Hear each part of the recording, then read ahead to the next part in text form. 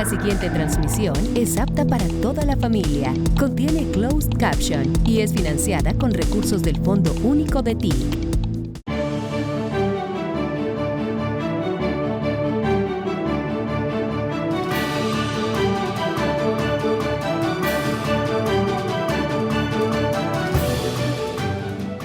Muy buenos días para todos y para todas. Los saludamos desde el Salón Gobelinos de la Casa de Nariño. Saludamos a quienes nos acompañan de manera presencial y a quienes siguen esta transmisión en vivo que les llevamos desde la página web y las redes sociales de la Presidencia de la República. Les damos la bienvenida al acto de posesión del doctor Carlos Hernán Rodríguez Becerra como Contralor General de la República por parte del señor presidente de la República de Colombia, Gustavo Petro Urrego. Mediante constancia del Senado de la República de Colombia, se certifica la elección del doctor Carlos Hernán Rodríguez Becerra como Contralor General de la República en sesión del Congreso Pleno. Toma el juramento el señor presidente de la República de Colombia, Gustavo Petro Urrego.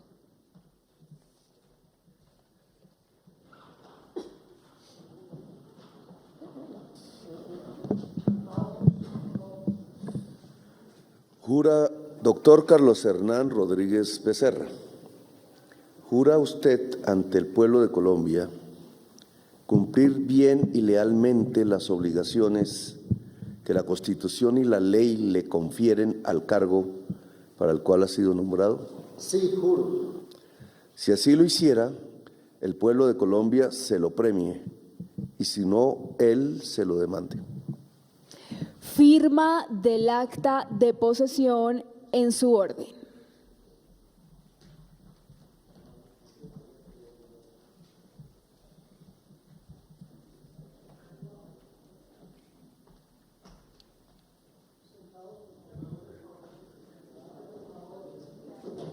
Firma el doctor Carlos Hernán Rodríguez Becerra como Contralor General de la República.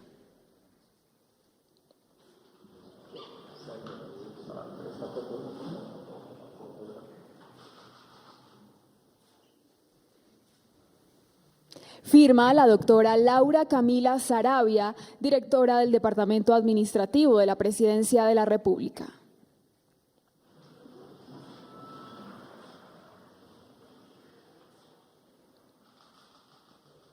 Y firma el señor presidente de la República de Colombia, Gustavo Petro Urrego. Un fuerte aplauso.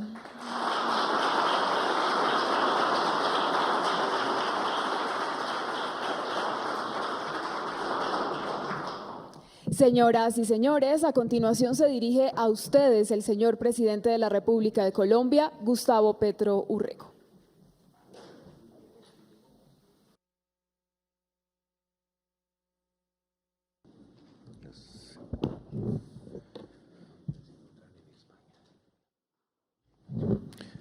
Señor Contralor General de la República, Carlos Hernán Rodríguez Becerra, su esposa Lina, sus hijos Manuela, Valentina, Carlos, que me dicen que están, porque en estas cosas uno no tiene vacaciones y usted aprovechó el trance para darle vacaciones a su familia. Su señora madre Rosa, distinguida familia y amigos. Presidente de la Corte Constitucional, José Fernando Reyes Cuartas.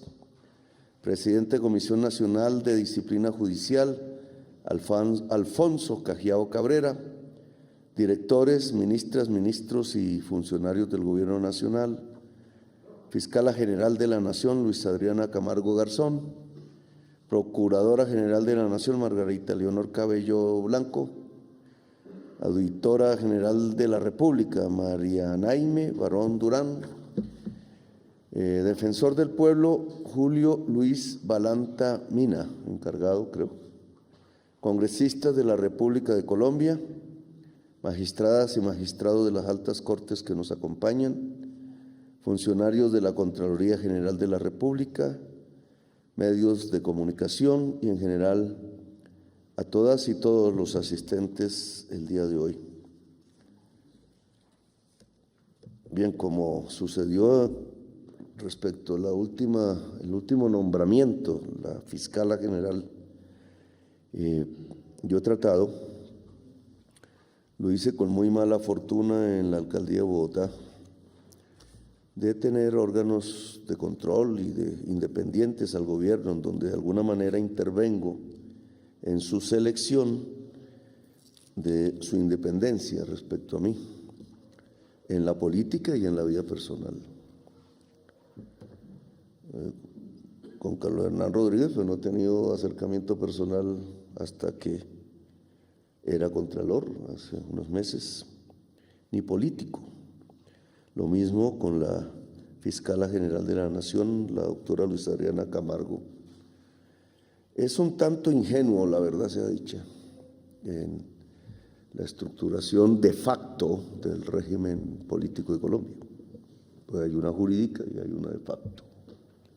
Vivimos una especie de esquizofrenia hasta ahora,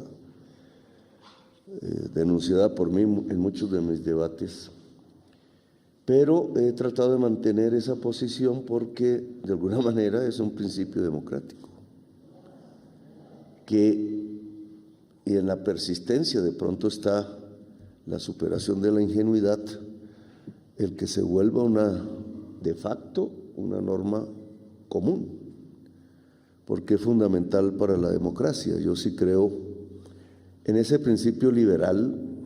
Puede ser una ingenuidad, puede que haya sido sobrepasado por la historia, de tener independencias que permitan equilibrar los poderes.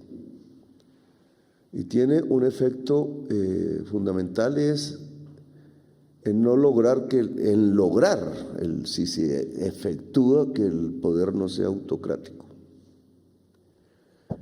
y que pueda haber permiso para que entre esa diversidad de poderes, que en cierta forma es una disgregación del poder, pueda lograr su máximo cuando el poder se disgrega en la sociedad misma, que es el máximo de democracia.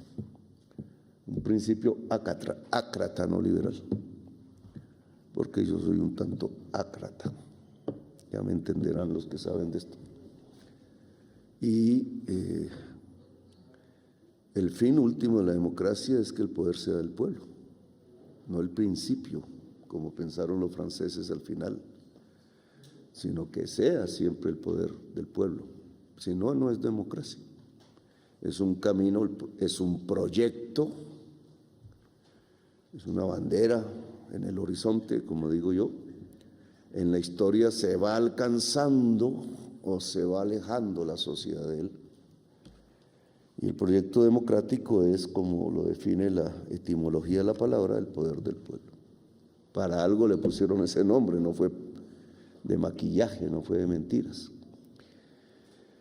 Y una parte del proyecto es que el poder se disgregue en instituciones. Un final del proyecto es que el poder se disgregue en la sociedad. De esto ha habido discusiones filosóficas, teóricas y sobre todo luchas donde ha muerto mucha gente a lo largo de estos siglos, sobre todo desde la Revolución Francesa para acá. Nosotros somos hijos de la Revolución Francesa, eso no se nos puede olvidar nunca.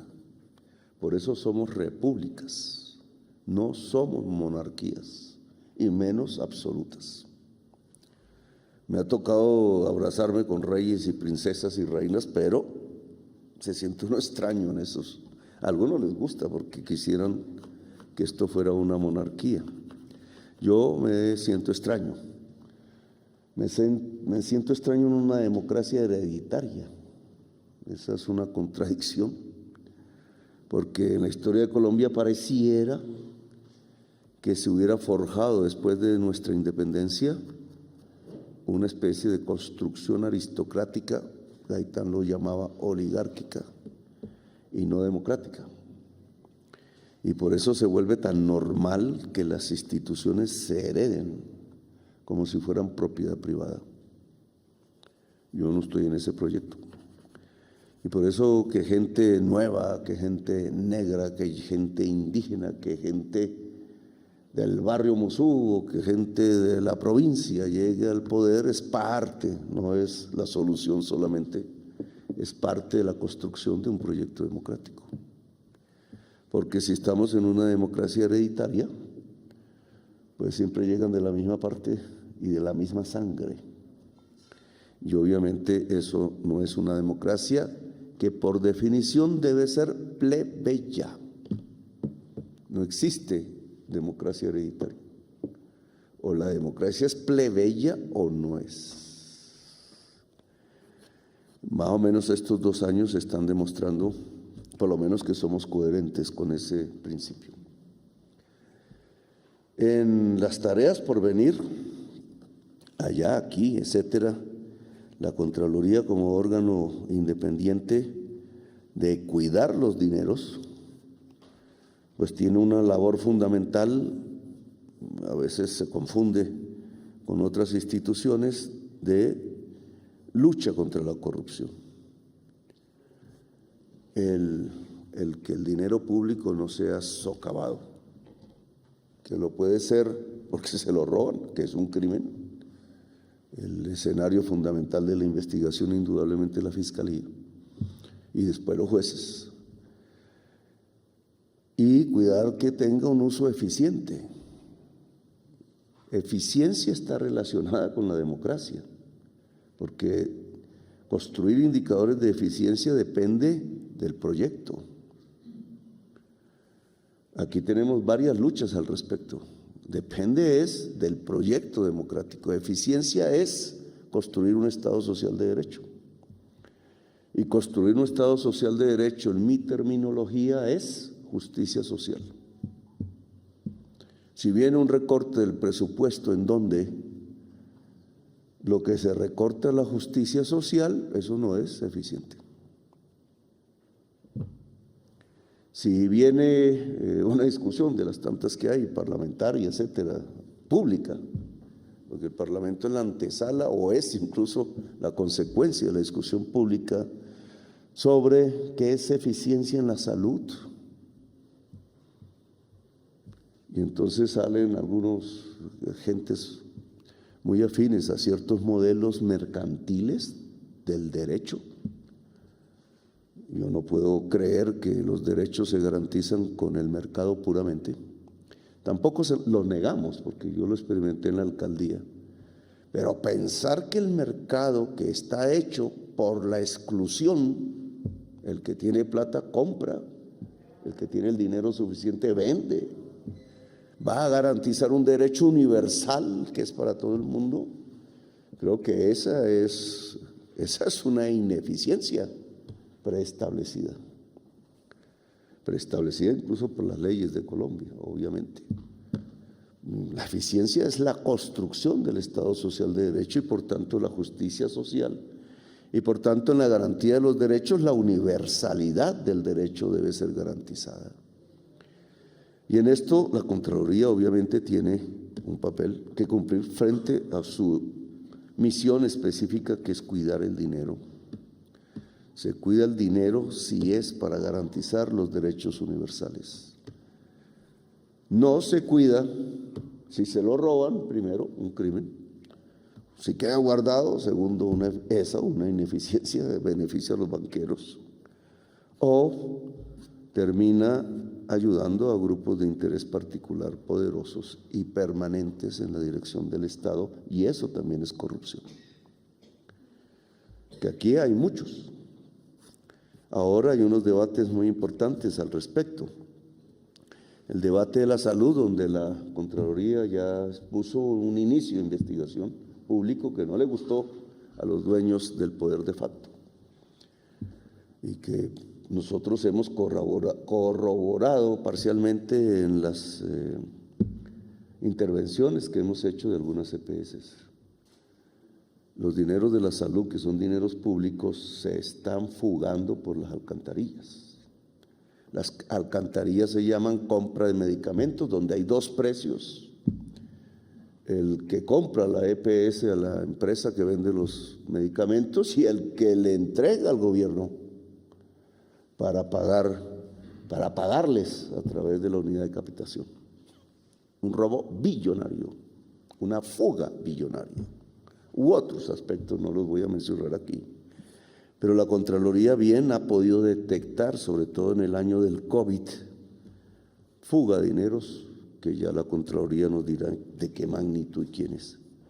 Fuga de dineros que no fueron hacia el Estado Social de Derecho, es decir, hacia garantizar el derecho universal a la salud. En mi gobierno ha habido ineficiencias en eso también, porque nos falta más rapidez. Pero aquí hay un tema fundamental, en donde ustedes ya iniciaron pues una investigación bajo las normas que rigen la Contraloría. También lo hemos encontrado en la educación, derecho universal, en mi opinión. Está por establecerse si la educación es un derecho. Tenemos fuerzas que van a apostar a que no. ¿Por qué creen algunos que la educación no es un derecho universal de todo ser humano? Cuando uno entiende que un ser humano se diferencia del animal que lo tiene dentro de sí, básicamente por la cultura. ¿Qué nos diferencia del animal? La cultura, ser seres pensantes. Seres pensantes es un efecto del cerebro, hasta donde sabemos, según la ciencia. Y el cerebro se cultiva como la tierra. Y el cultivo del cerebro es la educación. Y entonces, ¿por qué no es un derecho universal? Y si es un derecho universal, ¿qué papel tiene el Estado? Que se supone, de acuerdo a la Constitución, debe garantizar los derechos universales de la población. Pues hoy tenemos una lucha parlamentaria, un debate público interesante al respecto, porque los dineros durante todos estos años de la educación pública superior que están en el Ministerio de Educación se han utilizado para subsidiar la educación privada. Esa es una tesis neoliberal. El pueblo no votó en año 2022 por esa tesis. Es una enorme equivocación si se compara con el mundo. Tengo 2 cuadros que han llegado ahí de la OCDE, voy a publicar. Colombia es el segundo puesto de todos los países de la OCDE en cantidad de alumnos por profesor. Eso ya se llama mala educación. Eso tiene 2 reformas contra la Constitución del 91. La de Pastrana, yo me opuse en su momento, no me acuerdo el año que fue, reforma constitucional, quitó el artículo que decía: los recursos de la educación crecerán más que proporcionalmente que los ingresos corrientes de la nación. Si uno hace el cálculo de cuánto le han quitado a la educación por averiar ese artículo, en ese entonces de manera transitoria, son cerca de 300 billones de pesos. Casi todo un presupuesto anual. Uribe volvió lo transitorio permanente. Pastrana destinó los recursos a salvar los bancos, 98, año 98. Por eso era transitorio, era una crisis que como todas son momentáneas. Uribe lo hizo de manera permanente para sostener la guerra. Y entonces tuvimos un debate público poco conocido por el pueblo colombiano, en donde cambiamos los libros por la guerra. Y allí se fue 300 billones de pesos. ¿Y cuál es el resultado hoy? Una juventud en estallido social que las élites no reconocen. Una juventud en la guerra y las violencias. Una juventud que se va del país. Una juventud desesperada en los barrios populares, caminando las calles. Si son hombres y si son mujeres, de pronto en el embarazo precoz, de pronto siendo madres de 17, 18 años, abandonadas completamente, porque el hombre ahí sí no aparece. ¿Qué hacemos? Pues lo que yo digo que debemos hacer, porque la educación privada no va a llegar al barrio popular a menos que sea de muy mala calidad, es defender la educación pública superior. Es un derecho en mi opinión. Todavía no reconocido. Entonces, ¿el dinero público es para el Estado Social de Derecho o es para un grupo de gentes que se ganan un buen dinero, pero no dejan cubrir el derecho universal? Es un segundo tema que lo dejo ahí, porque tiene que ver también con el cuidado del dinero público. Podríamos hablar de muchos otros temas, pero obviamente yo no los voy a aburrir en esta posesión. Me preocupa, sí, con la Contraloría, los dos frentes de discusión que se han abierto, que también son públicos, y cierro con eso. Se ha abierto una muy interesante discusión acerca de algo que yo no conocía, y es que el acuerdo de paz con la FARC se entregó al Consejo de Seguridad de Naciones Unidas bajo la forma de una declaración unilateral de Estado. Tema poco consultado en Colombia. Yo debo reconocer que yo no lo había estudiado. Y el segundo tema es la sentencia de la Corte Interamericana de Derechos Humanos, muy en relación a mi caso particular de una destitución de un procurador, pero que establece la necesidad de reconocer, por ser firmantes de la Convención Americana de Derechos Humanos y porque esta es parte del bloque de constitucionalidad, de acuerdo a la Constitución, lo que firmamos nosotros, no, por ahí en el año 70, 72, suscribiendo incluso como ley esto que ahora es parte de la Constitución. Ese fue el efecto de la Constitución del 91, la Convención Americana de Derechos Humanos. En el primer caso, nosotros tenemos que iniciar una discusión entre nosotros. ¿Vamos a cumplir el acuerdo de paz? ¿O vamos a violar el compromiso ante la humanidad que significa una declaración unilateral de Estado? Que es abrirle la puerta, algo que nuestras cortes nunca han querido, con razón, tiene su razón, su lógica, que es un derecho internacional con capacidad de ejecución en Colombia, de vinculante que llamamos. Ese es el efecto de la declaración unilateral de Estado. Se comprueba en el caso de los ensayos nucleares de Francia, después de Mururoa, porque al declarar unilateralmente Francia que no los iba a volver a hacer, un gobierno quiso hacerlos, un gobierno francés quiso hacerlos, y recibió de una vez la carta de la Corte Internacional de Justicia. Algo así estamos en respecto al acuerdo de paz. Punto 1, hacer una reforma agraria. 3 millones de hectáreas. Firmaron. Yo no sé si era posible o no. Eso fue declarado unilateralmente. ¿Lo vamos a incumplir? Yo tengo la misión de hablar con el Consejo de Seguridad sobre el cumplimiento o incumplimiento. De eso se ha hecho un debate. ¿Cómo el presidente puede decir que se incumple si es el presidente y jefe de Estado? Pero es que es el Estado el que se comprometió, no solo el gobierno. ¿Nos pasamos por la faja eso? ¿Incumplimos el acuerdo de paz? ¿Nos aislamos de la humanidad o cumplimos? Tema de debate, porque eso es dinero, compromiso, tiempo, normas. El acuerdo de paz, en el centro de esa discusión, dice, como declaración unilateral de Estado, para cumplir sus objetivos, las altas partes contratantes harán un acuerdo nacional para que cambie las normas cuando se oponga. Esto no significa Asamblea Nacional Constituyente, en el discurso maniqueo de la prensa. Esto significa cambiar las normas, si es necesario. Y el cambio de las normas tiene diversas instancias. A veces es un decreto gubernamental. Pero es necesario, en el caso, por ejemplo, de la reforma agraria, tiene muchos otros temas. ¿Es necesario o nos pasamos por la faja la declaración unilateral de Estado creyendo que nuestro orden interno está por encima de la humanidad?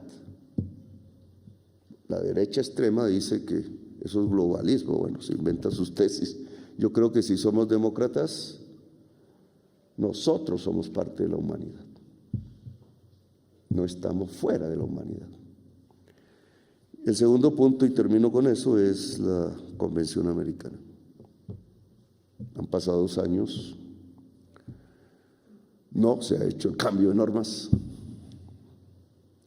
La Contraloría y la Procuraduría están como instituciones referidas por la sentencia, porque son órganos administrativos que quitan derechos políticos. Y está prohibido por el artículo 23 de la Convención Americana. Nos lo pasamos por la faja. Pretendemos con una soberbia, ahí sí nacionalista, no somos nacionalistas en otros aspectos, evitarla, pasárnosla por la faja. ¿Qué significa no reconocer un derecho internacional? Hoy yo puedo ver en el mundo qué significa no reconocer el derecho internacional. Es el genocidio de Gaza y es el mantenimiento de una guerra permanente, matando juventudes. Eso en nuestro país equivale a lo mismo. Entonces, con la Contraloría ahora que se ha rehecho en este trance, en el que no he participado, pero es las normas, y la Procuraduría, que también va a tener un cambio, y con el Estado en general y con la sociedad colombiana, hay que ver y definir si Colombia decide salirse del derecho internacional o lo cumplimos. Y si lo cumplimos en función de un Estado social de derecho, es decir, de la justicia social, que no es más sino la construcción de la paz en Colombia. Entonces, señor Contralor General de la República, Carlos Hernán Rodríguez Becerra, lo felicito, transmítale a su familia mis felicitaciones. Entra usted en una época que de todas maneras es interesante vivirla en toda su tensión, en todo, porque tensión es cuando se cambia. Cuando no se cambia es aburrición, es más de lo mismo. Pero cuando se cambian las cosas es el mundo del vértigo, del huracán y de la tensión, que es la tensión histórica. Gracias por haberme escuchado, muy amables.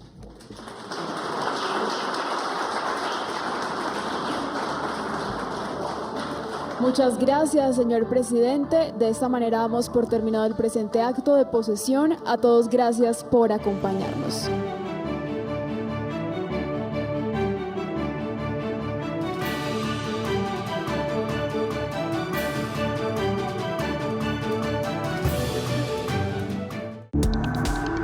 Este contenido fue financiado con recursos del Fondo Único de TIC.